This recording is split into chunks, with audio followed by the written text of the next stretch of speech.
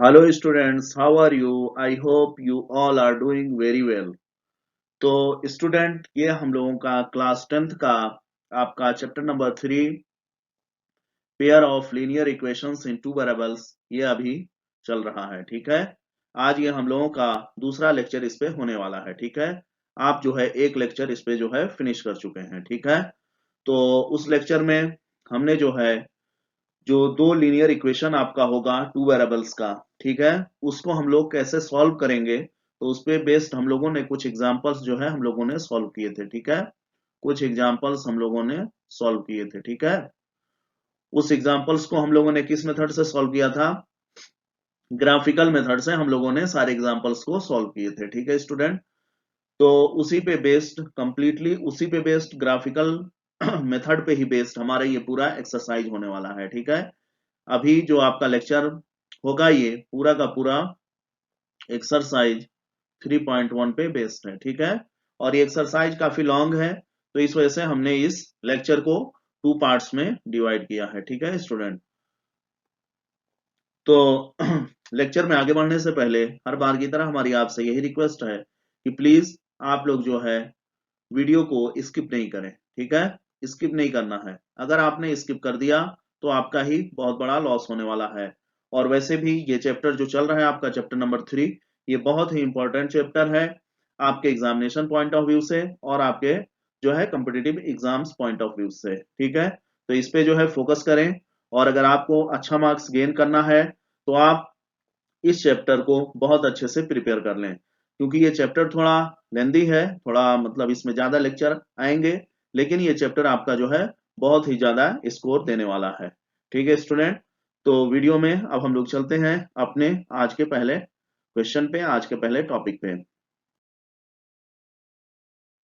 तो स्टूडेंट, हम जो है इस टेबल के बारे में आपको पिछले लेक्चर में भी डिस्कस किए थे, और इस लेक्चर में भी हमने इसको यहाँ पे ऐड किया है। ठीक है, ये आपका टेबल बहुत ही इंपॉर्टेंट टेबल है। इस टेबल के बेस पे बहुत ज्यादा क्वेश्चंस आपके जो है एग्जामिनेशन और कंपटीशन में पूछे जाते हैं। ठीक है, तो आप इसको मेमोराइज कर लीजिए, बहुत अच्छे से मेमोराइज कर लीजिए। आप इसको जो है 2 बार 3 बार 4 बार 5 बार खुद से जो है आप इसको लिखने की कोशिश करें, ताकि आपके दिमाग में ये पूरी बातें बैठ जाए। ठीक है तो इसमें देखिए, हमने बताया था कि पहला हमने एग्जाम्पल लिया था, दो आपके लीनियर इक्वेशंस लिए थे, और इसमें हमने वैल्यू फाइंड आउट की थी a1/a2 और b1/b2 की। हमने देखा था कि a1/a2 की वैल्यू b1/b2 के बराबर नहीं है। तो अगर a1/a2 b1/b2 के बराबर नहीं है स्टूडेंट, तो वहां से हमको तीन रिजल्ट मिलेंगे। पहला क्या होगा, इंटरसेक्टिंग लाइंस होंगे वो दोनों, और दूसरा ये निकलेगा कि इनका जो दोनों लाइनों का सोल्यूशन होगा उसका वन एंड ओनली वन यानी यूनिक सोल्यूशन होगा। ठीक है, और तीसरा कंक्लूजन ये निकलेगा कि वो दोनों लाइनें कैसी होंगी, कॉन्सिस्टेंट पेयर ऑफ इक्वेशंस होंगी। उन दोनों लाइनों का इक्वेशन कैसा होगा, कॉन्सिस्टेंट होगा। ठीक है, सिमिलरली सेकंड पार्ट में हमने आपको निकाल के दिखाया था कि a1/a2 b1/b2 और c1/c2 एक दूसरे के इक्वल थे। अगर ऐसा आपका जो है दो लीनियर इक्वेशन से अगर ऐसे वैल्यू आ रहे हैं, तो आप क्या कहेंगे उन दोनों लाइनों के बारे में? वो दोनों लाइनें क्या है, कोइंसिडेंट लाइंस हैं, और उनका सोल्यूशन कैसा होगा, इनफाइनाइटली मेनी सॉल्यूशंस होगा, और उनका जो होगा कॉन्सिस्टेंट होंगे। लेकिन कैसे कॉन्सिस्टेंट होंगे वो दोनों linear equation? Dependent consistent pair of equations. ठीक है, और थर्ड में हमने आपको बताया था a1/a2 is equal to b1/b2 is not equal to c1/c2। ठीक है स्टूडेंट, यानी a1/a2 जो है b1/b2 के तो बराबर होगा, लेकिन ये c1/c2 के बराबर नहीं होगा। अगर दो लीनियर इक्वेशन से ऐसा वैल्यू आपको मिल रहा है, तो आप बिना कुछ कैलकुलेट किए हुए डायरेक्टली तीन जो है आप जो है कंक्लूजन पे पहुंच सकते हैं। पहला क्या है कि वो दोनों लाइनें पैरेलल होंगी। दूसरा क्या है, उन दोनों लाइनों का कोई जो है सोल्यूशन नहीं होगा। और तीसरा ये होगा कि वो जो दोनों इक्वेशन होंगे वो इनकॉन्सिस्टेंट पेयर ऑफ इक्वेशंस होंगे। तो इसको हमने एक बार रिकॉल कर दिया, और आप लोग इस टेबल को बहुत ही अच्छे से मेमोराइज कर लीजिए, बहुत ही अच्छे से इसको लिख करके याद कर लें, क्योंकि इसका बहुत ही यूज होने वाला है स्टूडेंट। ठीक है, तो चलते हैं अपने एक्सरसाइज के पहले प्रॉब्लम पे। आज का पूरा लेक्चर हमारा एक्सरसाइज 3.1 पे बेस्ड है। तो स्टूडेंट, ये आपका एक्सरसाइज 3.1। ठीक है, इसमें पहला प्रॉब्लम है आपका, क्या है, from the pair of linear equations in the following problems and find their solutions graphically. क्या कह रहा है कि नीचे आपके प्रॉब्लम्स दिए हुए हैं, ठीक है, उनका सोल्यूशन आपको फाइंड आउट करना है।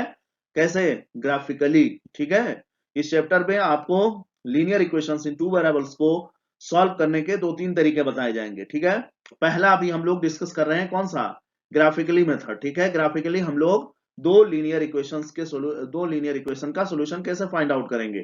ठीक है, तो प्रॉब्लम नीचे दिया हुआ है, इस प्रॉब्लम के पार्ट हैं। ठीक है, तो फर्स्ट पार्ट में क्या है? 10 students of class 10th took part in a mathematics quiz. ठीक है, if the number of girls is 4 more than the number of boys, क्या है? गर्ल्स का नंबर ज्यादा है, बॉयज से कितना ज्यादा है? 4 नंबर ज्यादा है। Find the number of boys and girls who took part in the quiz. ठीक है, तो ये आपका जो है स्टेटमेंट दिया हुआ है। सबसे पहले आप दिए हुए स्टेटमेंट के हेल्प से दो जो है pair of linear equations in two variables आप लिखने की कोशिश करें। ठीक है, तो टू वेरिएबल्स कौन होंगे? एक आपका गर्ल्स का नंबर होगा और दूसरा आपका बॉयज का नंबर होगा। तो हमने क्या मान लिया? Let the number of girls are x and the number of boys are y, then the equation formed are. तो क्या इक्वेशन बन रहे हैं? पहला इक्वेशन क्या कह रहा है कि 10 स्टूडेंट हैं क्लास 10th में, तो स्टूडेंट में क्या हुआ? गर्ल्स भी आ गए, बॉयज भी आ गए, तो x plus y equal to 10, ये पहला इक्वेशन बनेगा कि नहीं बनेगा?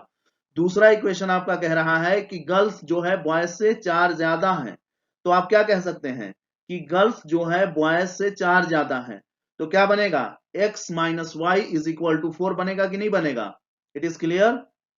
ठीक है, यहां पे बोला हुआ ना 4 more than the number of boys, तो यानी हम लोग कैसे लिख रहे हैं यहाँ पे? Directly x minus y is equal to 4 हमने लिख दिया, क्योंकि आप जब इक्वेशन को बराबर करना चाहते तो x क्या था?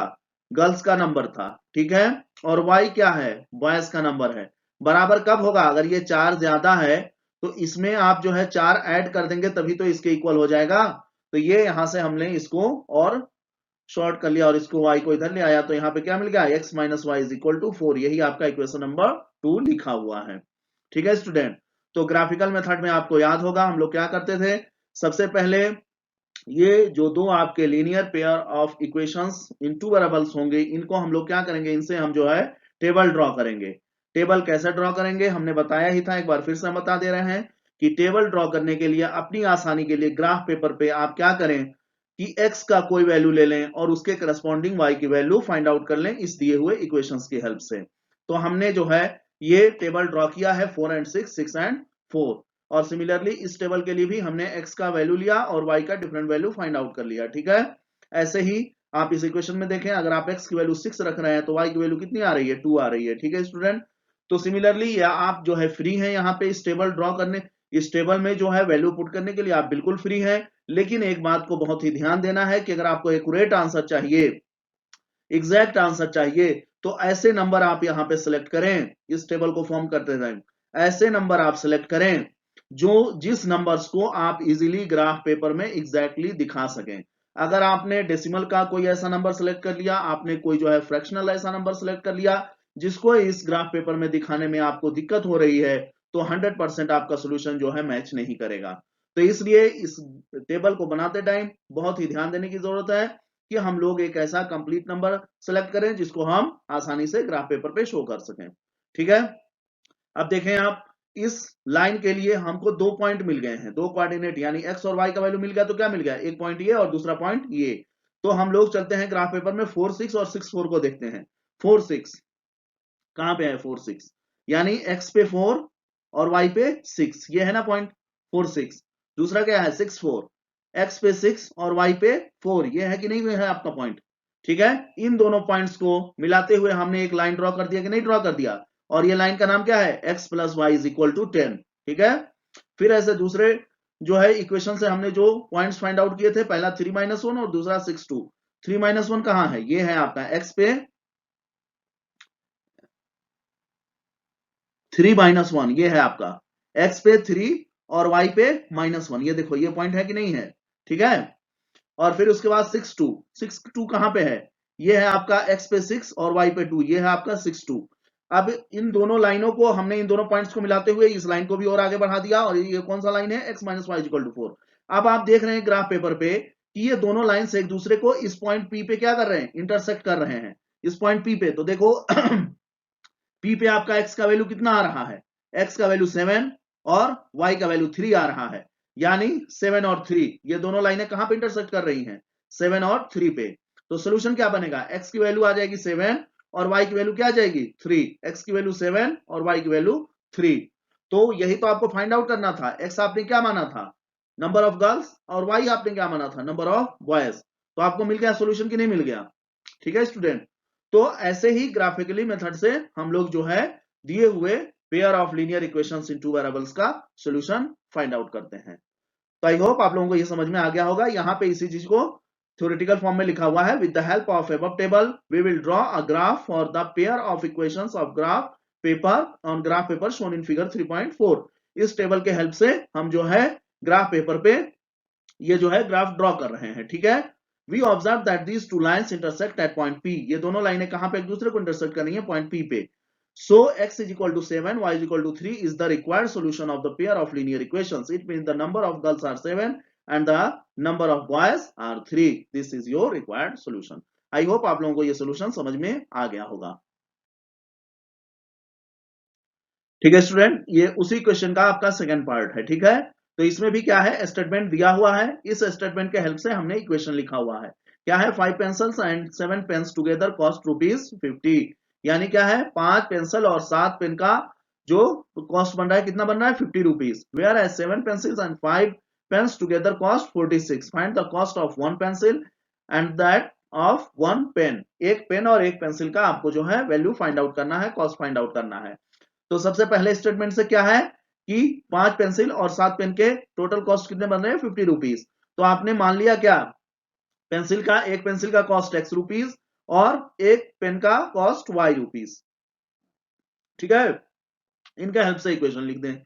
तो 5 पेंसिल का दाम कितना हो जाएगा? 5x और 7 पेन का दाम 7y और दोनों को ऐड करेंगे तो कितना आएगा? 50। पहला इक्वेशन मिल गया।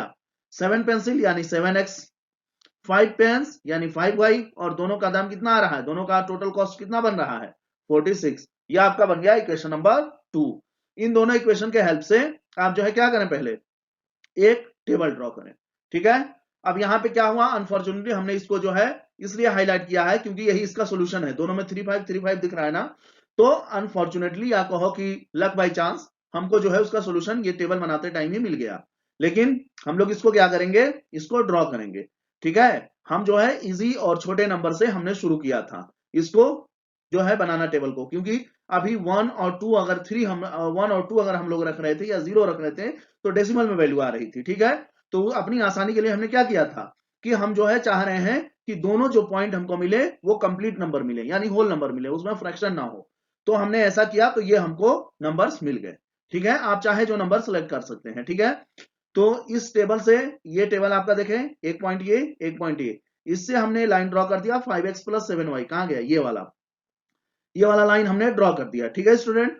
और 7x plus 5y is equal to 46। ये दोनों पॉइंट के हेल्प से हमने जो है ये वाली लाइन ड्रॉ कर दी। ठीक है। आप देख रहे हैं, आप क्लियरली इसको जो है ग्राफ पेपर को देख सकते हैं। ठीक है। अब हम लोग इन दोनों लाइनों को मिला करके हमने क्या किया? आगे बढ़ाया। और यही 3 5 3 5 क्या है? दोनों में कॉमन है, यानी यहीं पे ये दोनों लाइनें एक दूसरे को इंटरसेक्ट कर रही हैं। और जहां पे इंटरसेक्ट कर रही हैं यही इसका सोल्यूशन होगा। 3 5 आ रहा है तो सबसे पहला जो वैल्यू आता है किसी भी पॉइंट के कोऑर्डिनेट में वो x की वैल्यू होती है और दूसरा जो वैल्यू होता है y की वैल्यू होती है। तो x की वैल्यू 3 आ गई और y की वैल्यू आपकी 5 आ गई। ठीक है। तो x आपने क्या माना था? 1 पेंसिल कॉस्ट। तो एक पेंसिल का कॉस्ट कितना आ गया? ₹3 और एक पेन का कॉस्ट कितना आ गया? ₹5। तो आई होप आप लोगों को ये सोल्यूशन समझ में आ गया होगा स्टूडेंट। ठीक है ना। चलते हैं अगले प्रॉब्लम पे। ठीक है स्टूडेंट, ये आप लोगों का सेकंड प्रॉब्लम है। ठीक है। इसमें क्या कह रहा है? On comparing the ratios a1/a2, b1/b2 and c1/c2, find out whether the lines representing the following pairs of linear equations intersect at a point are parallel or coincident। यानी a1/a2, b1/b2 और c1/c2 का value सबसे पहले आप जो है दिए हुए इक्वेशन के हेल्प से फाइंड आउट करें और बताएं कि ये जो लाइंस बन रही हैं वो कैसी लाइनें हैं? इंटरसेक्ट एट ए पॉइंट, एक पॉइंट पे इंटरसेक्ट कर रही हैं, या फिर आपकी वो दोनों लाइनें पैरेलल हैं, या फिर आपकी वो दोनों लाइनें क्या हैं? कोइंसिडेंट लाइंस हैं। तो सबसे पहले आप रिकॉल कर लीजिए उस सिचुएशन का कि अगर इंटरसेक्टिंग होंगी तो a1/a2 is not equal to क्या होगा? b1/b2। क्लियर है? पैरेलल के लिए सॉरी, और दूसरा आपका था कौन सा, कोइंसिडेंट। कोइंसिडेंट के लिए क्या था, A1 by A2 is equal to B1 by B2 is equal to C1 by C2 था ना। और थर्ड क्या था आपका पैरेलल के लिए, A1 by A2 is equal to B1 by B2 but not equal to C1 by C2। इसी को आप जो है याद रखें, ये इंटरसेक्टिंग का हो गया, ये आपका कोइंसिडेंट हो गया, और ये आपका पैरेलल हो गया। ठीक है स्टूडेंट, तो चलिए चलते हैं अपने प्रॉब्लम पे। पहला इक्वेशन आपका दिया हुआ है 5x minus 4y plus 8 is equal to 0, और दूसरा आपका क्या दिया हुआ है 7x plus 6y minus 9 is equal to 0। This is equation number 2। अब हम लोग स्टैंडर्ड इक्वेशन लिखेंगे, pair of linear equations in two variables का। a1x plus b1y is equal to c1, a2x plus b2y is equal to c2। ये हमने लिख दिया। अब हम इससे क्या करेंगे, कंपैरिजन करेंगे दिए हुए इक्वेशन का। a1 की वैल्यू 5, b1 की वैल्यू -4 और c1, ये 8 यहां नहीं होना चाहिए था, 8 किधर होना चाहिए था, 8 आपके दूसरे साइड होना चाहिए था, बट इस साइड है, तो अपोजिट साइड जब हम उसको ले जाएंगे तो ये माइनस हो जाएगा कि नहीं हो जाएगा। तो इसलिए c1 की वैल्यू 8 ना लिख करके हम कितना लिखेंगे, -8 लिखेंगे। इस इक्वेशन से हम कंपैरिजन करा रहे हैं, इस इक्वेशन से। ठीक है, तो इसका c1 किधर है, इक्वल के राइट साइड है, और इसका c1 किधर है, इक्वल के लेफ्ट साइड है। तो लेफ्ट से जब ये राइट आएगा तो इसका साइन चेंज होगा कि नहीं होगा, प्लस है तो माइनस हो जाएगा। ठीक है, c1 हो गया -8। Similarly a2 is equal to 7, b2 is equal to 6 and c2 is equal to 9। ये -9 इधर जाएगा तो +9 हो जाएगा। ठीक है स्टूडेंट, अब हम वैल्यू निकालें 1 बाई a2 की 5/7, b1 बाई b2 -4/6, और c1 by c2 this is coming how much, -8/9। ठीक है, तो आप देख रहे हैं कि ये तीनों आपके सामने हैं, ये तीनों रेशियो जो आपके बन सकते हैं इंटरसेक्टिंग और कॉन्साइड्स और पैरेलल का, वो आपके सामने है। तो देखें a1 by a2 5/7, b1 by b2 -4/6। क्या यहां से कंक्लूजन निकल रहा है कि a1 by a2 is not equal to b1 by b2। ठीक है, तो it is clear from above ratios a1 by a2 is not equal to b1 by b2, so the pair of linear equations are intersecting at a point। यानी पहला आपने solution निकाल दिया student. तो I hope इसमें कोई problem नहीं हुई होगी आपको। देखते हैं सेकंड पार्ट को। तो यह है स्टूडेंट आपका सेकंड पार्ट। ठीक है, सेकंड पार्ट को देखें आप। तो ये आपके दिए हुए इक्वेशन है, equation number 1 and equation number 2। Standard equation हमने लिख दिया a1x plus b1i is equal to c1 and a2x plus b2i is equal to c2। इसी से हम कंपैरिजन करेंगे जो दिया हुआ आपका इक्वेशन है। तो हम वैल्यू क्या फाइंड आउट कर पा रहे हैं, a1 is equal to 9, b1 is equal to 3 and c1 is equal to -12। Minus क्यों लिखे हैं आपको समझ में आ गया होगा। ये आपका इक्वल सिंबल के किधर है, लेफ्ट साइड है, और स्टैंडर्ड में किधर है, इक्वल सिंबल के राइट साइड है। तो जो दिया हुआ है उसको हम लोग किधर ले जाएंगे, राइट साइड ले जाएंगे, तो ये आपका प्लस साइन क्या हो जाएगा, माइनस हो जाएगा, इधर जाएगा तो c1 -12, a2 18, b2 आपका 6 और c2 आपका -24, क्योंकि ये इधर जाएगा। अब यहां से फिर रेशियो फाइंड आउट करें, a1 बाई a2 9/18, सिंप्लीफाई कर सकते हैं 1/2 आएगा, b1 बाई b2 3/6, सिंप्लीफाई कर सकते हैं 1/2 आएगा, c1 बाई c2 आपका आ रहा है -12 -24 एंड सिंप्लीफाई करने के बाद आ रहा है 1/2। यानी a1 बाई a2 भी 1/2, b1 बाई b2 भी 1/2 और c1 बाई c2 भी 1/2। तो आप यहां से क्या लिख सकते हैं, 1/a2, ये तीनों क्या है, एक दूसरे के इक्वल हैं। तो जब इक्वल होंगे तो क्या होगा, वो होगा आपका कोइंसिडेंट। ठीक है, तो हमने जो आपको पहले ही बता दिया था उस रेशियो को याद रखिएगा, और उसी के हेल्प से आप इस इक्वेशन का सॉल्यूशन लिख पाएंगे। ठीक है, so the pair of this linear equations are coincident. तो आई होप आप लोगों को ये समझ में आ गया होगा। ठीक है स्टूडेंट, अब उसी प्रॉब्लम का ये थर्ड पार्ट है। ठीक है, ये आपका दिया हुआ इक्वेशन 1 और ये आपका दिया हुआ इक्वेशन नंबर 2। दो इक्वेशन दिए हुए हैं। स्टैंडर्ड इक्वेशन आपको ये पता है। ठीक है, pair of linear equation in two variables का ये होता है आपका स्टैंडर्ड इक्वेशन। इससे आप जो है इसका कंपैरिजन करा दें, a1 b1 c1 आपको मिल गया, a2 b2 और c2 आपको मिल गया। ठीक है, मिल गया ना। अब रेशियो फाइंड आउट कर लीजिए, a1 बाई a2 6/2, सिंप्लीफाई करेंगे 3/1 आ गया। ठीक है, b1 बाई b2 सिंप्लीफाई किया -3 बाई -1, माइनस माइनस कैंसिल हो गया 3/1। c1 बाई c2 आ रहा है -10 बाई -9। ठीक है, माइनस माइनस कैंसिल हो गया 10/9, इसको सिंप्लीफाई नहीं किया जा सकता है। तो क्या आपको दिख रहा है, it is clear from the above ratios a1 by a2 is equal to b1 by b2, दोनों की वैल्यू क्या रही, 3/1 3/1। और लेकिन क्या है, c1 by c2 जो है इनके इक्वल नहीं है, तो क्या बनेगा, a1 by a2 is equal to b1 by b2 but not equal to c1 by c2। तो अगर ऐसा रेशियो आपको मिल रहा है तो आप क्या बोलेंगे, so the pair of linear equations are parallel. तो ये दोनों लाइंस कैसे होंगे, पैरेलल होंगे। तो आई होप आप लोगों को ये सॉल्यूशन समझ में आ गया होगा। ठीक है स्टूडेंट, ये आपका हो गया प्रॉब्लम नंबर 3। ठीक है, थर्ड प्रॉब्लम पे आ गए। फिर क्या कहना है, on comparing the ratios a1/a2 b1/b2 and c1/c2 find out whether the line representing the following pairs of linear equations are consistent or inconsistent। ठीक है, पहले में क्या पूछा था कि लाइंस जो है एक दूसरे को इंटरसेक्ट करेंगी या पैरेलल होंगी या जो है दोनों लाइनें कोइंसिडेंट होंगी। ठीक है, अब यहां पे क्या पूछ दिया कि वो दोनों जो आपका लाइन होगा वो कंसिस्टेंट होगा या इनकंसिस्टेंट होगा। ठीक है, तो सबसे पहले एक बार फिर से उसी चीज को हम यहां पे रिपीट कर दे रहे हैं कि कंसिस्टेंट का जो है कंडीशन क्या होगा और इनकंसिस्टेंट का कंडीशन क्या होगा। आपको याद दिलाने के लिए हम बार बार लिख रहे हैं, कंसिस्टेंट में आपके दो पार्ट होंगे। ठीक है, कंसिस्टेंट में दो पार्ट होंगे, एक आपका कौन सा कोइंसिडेंट वाला पार्ट और दूसरा आपका कौन सा part intersecting on a point. ठीक है, तो इंटरसेक्टिंग एट अ पॉइंट पे क्या होगा आपका a1/a2 is not equal to b1/b2, और ये तो हो गया इंटरसेक्टिंग का। ठीक है, कोइंसिडेंट का क्या बनेगा, a1/a2 is equal to b1/b2 is equal to c1/c2। ये दोनों क्या होंगे, कॉन्सिस्टेंट होंगे अगर ये आपका जो है कंडीशन फुलफिल हो रहा है। इनकॉन्सिस्टेंट के लिए क्या था, इनकॉन्सिस्टेंट के लिए एक ही है, वो क्या था, जब लाइनें पैरेलल होंगी तो पैरेलल का क्या बनेगा, a1/a2 is equal to b1/b2 but not equal to c1/c2। ठीक है, तो इसी चीज को आप फॉलो करें और देखें किस प्रॉब्लम में कौन सा जो है कंडीशन फुलफिल हो रहा है। ठीक है, तो चलिए देखते हैं पहले पार्ट को।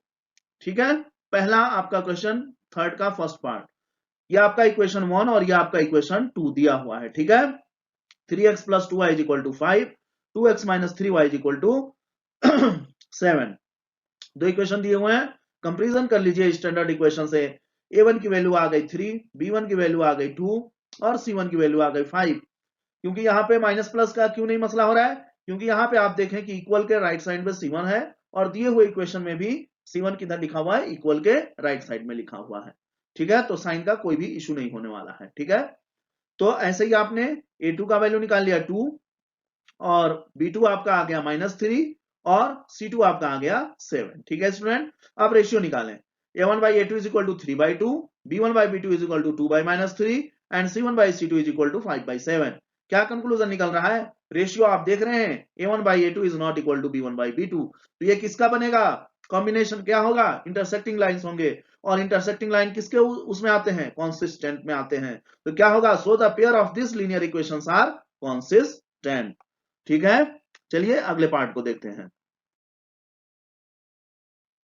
ठीक है स्टूडेंट, ये आपका सेकंड पार्ट आ गया, दिए हुए equation, equation number 1 and equation number 2, इसको हमने नंबर दे दिया है। ठीक है, अब फिर क्या है, स्टैंडर्ड इक्वेशन ये होता है आपका comparing standard equation and given equations. ठीक है, कंपेयर करने के बाद क्या मिल गया, a1 की वैल्यू आ गई 2, b1 की वैल्यू आ गई -3 और c1 की वैल्यू आ गई 8। सिमिलरली a2 आ गया 4, b2 आ गया -6 और c2 आ गया 9।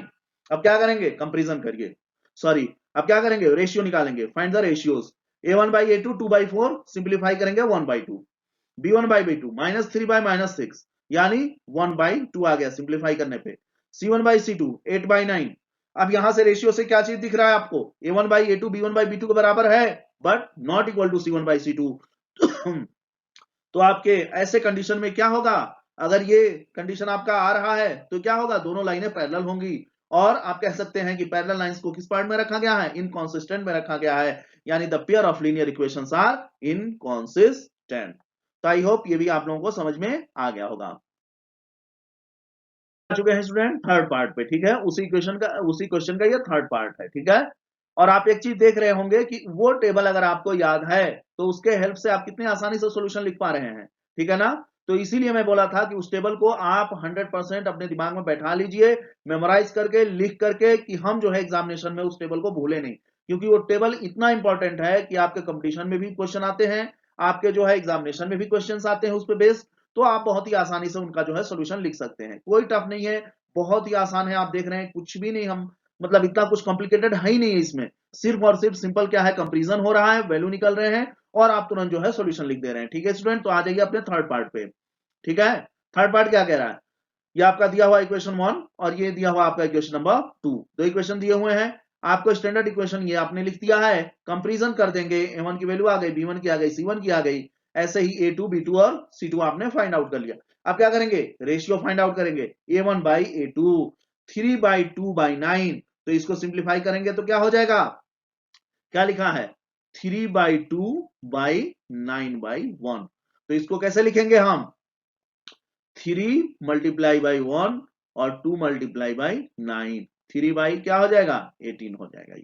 ठीक है स्टूडेंट, तो ये आपके सामने है 3/18, इसको सिंप्लीफाई करेंगे 1/6, b1 by b2 5 by minus 31 by -6 and c1 by c2 how much 1/2। ठीक है, तो सबसे पहले हम देख रहे हैं कि 1/a2 is not equal to b1 by b2, तो ये कैसा कंडीशन बन रहा है, ये दोनों लाइन एक दूसरे को इंटरसेक्ट करेंगी और इंटरसेक्ट जब करेंगी तो वो कैसा होगा, दोनों लीनियर इक्वेशन, वो दोनों लीनियर इक्वेशंस होंगे consistent, so the pair of linear equations are consistent. ठीक है, तो आई होप आप लोगों को कोई कंफ्यूजन नहीं होगा इसमें। ठीक है स्टूडेंट, अब हम लोग आ चुके हैं अपने फोर्थ पार्ट पे। ठीक है, फोर्थ पार्ट का क्या है, आपका दिया हुआ ये इक्वेशन है, ये आपका जो है दिया हुआ इक्वेशन है, इक्वेशन नंबर 1, और ये है आपका इक्वेशन नंबर 2। ठीक है, और आपका स्टैंडर्ड इक्वेशन ये है। फिर वही सिमिलर चीज करेंगे, यहां पे भी हम क्या कर रहे हैं, कंपैरिजन कर रहे हैं। ठीक है, कंपैरिजन करने के बाद a1 b1 c1 ये हमको मिल गया, और सिमिलरली ऐसे ही हमको a2 b2 और c2 की वैल्यू मिल गई।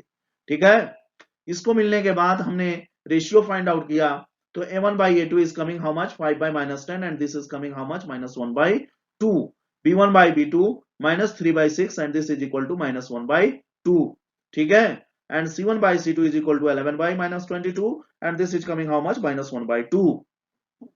यहां पे क्या हो रहा है, it is clear from the above ratios, ratio से ये चीज क्लियर है कि a1 बाई a2 की वैल्यू -1/2, b1 बाई b2 की वैल्यू -1/2 और c1 बाई c2 की वैल्यू आ रही -1/2। तो तीनों वैल्यू क्या है, एक दूसरे के बराबर हैं। तो बराबर के केस में क्या होता है, कोइंसिडेंट होगा, और कोइंसिडेंट किसका पार्ट है, कंसिस्टेंट का। So the pair of this linear equations are consistent. ठीक है, तो आई होप आप लोगों को ये सॉल्यूशन समझ में आया होगा। ठीक है स्टूडेंट, ये आपका आ गया उसी क्वेश्चन नंबर 3 का 5th पार्ट। ठीक है, क्या दिया हुआ है आपका, पहला इक्वेशन ये है और दूसरा इक्वेशन आपका ये है, और ये आपका स्टैंडर्ड इक्वेशन है। ठीक है, अब हम कंपैरिजन कर रहे हैं, तो a1 की वैल्यू आ रही है 4/3, b1 की वैल्यू आ रही है 2, c1 की वैल्यू आ रही है 8। ठीक है, और a2 की वैल्यू आ रही है आपकी 2 है यहाँ पे, a2 is equal to 2, b2 is equal to 3 and c2 is equal to how much 12। ठीक है, अब क्या करेंगे, रेशियो फाइंड आउट करेंगे, a1 बाई a2 4/3/2। देखें, हम एक बार इस चीज को थोड़ा सा और आपको एलिब्रेट कर देना है, a1 by a2 is equal to क्या लिखा है 4/3/2 यानी 2/1, यानी ये कैसे हो गया 4/6, आपको थोड़ा सा बता देना, बहुत ही बेसिक चीज है, फिर भी आप देख लें। 4/3 ये क्या लिखा हुआ है, ये किसका सिंबल है, डिवाइड का सिंबल है। ठीक है, तो यहां पे हमने लगा दिया डिवाइड 2/1। ठीक है, अब आप इसको देखिएगा, 4/3 डिवाइड जब आपका मल्टीप्लाई होता है तो ये हो जाएगा इसका अपोजिट 1/2, यानी क्या आ गया 4/6, यही तो हमने लिखा है। तो ऐसे हम इसको लिखते हैं। ठीक है स्टूडेंट, तो डायरेक्टली हमने लिख दिया है, इसको सिंप्लीफाई किए, आपका कितना आ गया 2 2 जा 2 और 2 3 जा 6, यानी ये आपका 2/3। ठीक है, फिर यहां पे देखें b1 by b2 is equal to क्या आ रहा है 2/3, c1 by c2 is equal to क्या आ रहा है 2/3, यानी ये तीनों वैल्यू क्या आ रहे हैं 2/3 आ रहे हैं, यानी आपका a1 by a2 is equal to b1 by b2 is equal to आपका c1 बाई c2। तो ये आपका कौन सा होगा इक्वेशन, ये आपका होगा कोइंसिडेंट होंगे, और कोइंसिडेंट किसका पार्ट है, ये है कंसिस्टेंट का। So the pair of this linear equations are consistent. तो आई होप आप लोगों को ये पूरा सॉल्यूशन समझ में आ गया होगा। तो आज के लेक्चर को यहीं पे एंड करते हैं। ठीक है स्टूडेंट, बाकी के बचे हुए क्वेश्चंस को अगले लेक्चर में हम लोग सॉल्व करेंगे। तो स्टूडेंट, आप लोगों से हमारे ये लास्ट जो स्लाइड होता है इंट्रोडक्शन के लिए, हमने ये स्लाइड लगा दिया है। हम जो है चाहते हैं कि प्लीज आप जो है हमारा जो चैनल वॉच कर रहे हैं, प्लीज आप जो है उसका फीडबैक जरूर दें, ठीक है। फीडबैक मांगते हैं हम आपसे कि हमारा ये चैनल, हमारा जो है ये नोट्स, हमारा पढ़ाने का तरीका आप लोगों को कैसा लग रहा है, इसमें कोई कमी है तो प्लीज आप जो है बेझिझक जो है हमको कमेंट करके बताएं, हम उसको दूर करने की पूरी कोशिश करेंगे, ठीक है स्टूडेंट। और हम आपको ये गारंटी दे रहे हैं कि आप जो है अगर हमारे इस चैनल को वॉच करते रहें शुरू से लेकर के लास्ट तक, ठीक है, अगर आप हमारे इस चैनल को वॉच करते रहे हैं, हम आपको बता रहे हैं कि मैथमेटिक्स में अगर 100 मार्क्स का है ये पेपर तो आप जो है 50 मार्क्स का काम कंप्लीट कर ले जाएंगे अगर आप जो है स्टार्टिंग से लेकर के एंडिंग तक के हमारे वीडियोस को देख ले रहे हैं तो, ठीक है, आप कुछ भी स्किप नहीं कर रहे हैं। बाकी का जो 50 मार्क्स बच रहा है वो स्टूडेंट आपकी प्रैक्टिस है। आप जितना ही प्रैक्टिस करेंगे इस नोट्स की हेल्प से उतना ही आप अच्छा मार्क्स गेन करने वाले हैं। और मैथमेटिक्स ही एक ऐसा सब्जेक्ट है स्टूडेंट जिसमें बहुत ही आसानी से कंप्लीट मार्क्स यानी 100 मार्क्स आप जो है गेन कर सकते हैं, ठीक है। तो प्लीज आप लोग जो है अगर क्लास 10th में अच्छा स्कोर करना चाह रहे हैं, कुछ अच्छा करना चाह रहे हैं, कुछ बड़ा करना चाह रहे हैं, तो प्लीज आप लोग हमारे इस चैनल से कनेक्ट हो जाइए और अपने आसपास जो भी आपके कलीग्स हैं, जो भी आपके फ्रेंड्स हैं, जो भी आपके जान पहचान में क्लास 10th के स्टूडेंट हैं, आप उनको रिकमेंड करिए और हम जो है आपका रिकमेंडेशन जो है गलत नहीं जाने देंगे। हम जो है इसका रिजल्ट जो है उनके रिपोर्ट कार्ड में दिखा के छोड़ेंगे। अगर स्टूडेंट जो है वाकई में मैथमेटिक्स के लिए जो है इंटरेस्टेड है और वो सीखना चाह रहा है तो इसकी गारंटी है कि 100% वो मैथमेटिक्स में बहुत ही अच्छा स्कोर गेन करने वाला है, ठीक है स्टूडेंट। तो प्लीज आप लोग जो है अपने आसपास के स्टूडेंट को मोटिवेट करें और जो भी क्लास 9th क्लास 10th के स्टूडेंट हैं उनको बोलें कि वो हमारे इस चैनल से कनेक्ट हो जाएं। बाकी जो आपके अपर क्लासेज हैं उनके भी वीडियोस आएंगे, लेकिन अभी हम लोग क्लास 9 और क्लास 10th पे फोकस किए हुए हैं इस वीडियो में, ठीक है। तो प्लीज आप लोग ज्यादा से ज्यादा स्टूडेंट को हमारे इस चैनल तक जो है कनेक्ट कराने का काम करें, ठीक है। और क्लास 9th में जो आपका linear equation in two variables का जो पार्ट था, अगर उसमें अगर आपको कोई कंफ्यूजन है तो उसका जो है वीडियो का लिंक आपको जो है डिस्क्रिप्शन में मिल जाएगा। उन वीडियोस का लिंक आपको डिस्क्रिप्शन में मिल जाएगा कि कैसे स्टेटमेंट के हेल्प से हम जो है कोई इक्वेशन लिखते हैं, तो उसको आप लिंक को फॉलो करके जा करके अपना प्रीवियस कॉन्सेप्ट क्लियर कर सकते हैं। क्योंकि देखें क्लास 9th और क्लास 10th एक दूसरे से बहुत ही ज्यादा जो है कनेक्टेड है। अगर आप क्लास 9th में कुछ चीजों को स्किप कर दिए हैं और डायरेक्ट आप क्लास 10th में उसको कवर करना चाह रहे हैं तो आपके लिए बहुत ही मुश्किल होती है, ठीक है स्टूडेंट। तो आपकी आसानी के लिए हमने क्या किया है कि क्लास 10th से रिलेटेड जो भी क्लास 9th में चैप्टर है उसका हमने लिंक जो है उस लेक्चर का हमने लिंक जो है आपके डिस्क्रिप्शन में मेंशन कर दिया है। आप जा करके उस पर फॉलो करके आप उसको वॉच कर सकते हैं, ठीक है स्टूडेंट। तो आज के लेक्चर को यहीं पे हम लोग एंड करते हैं। Thanks a lot for watching.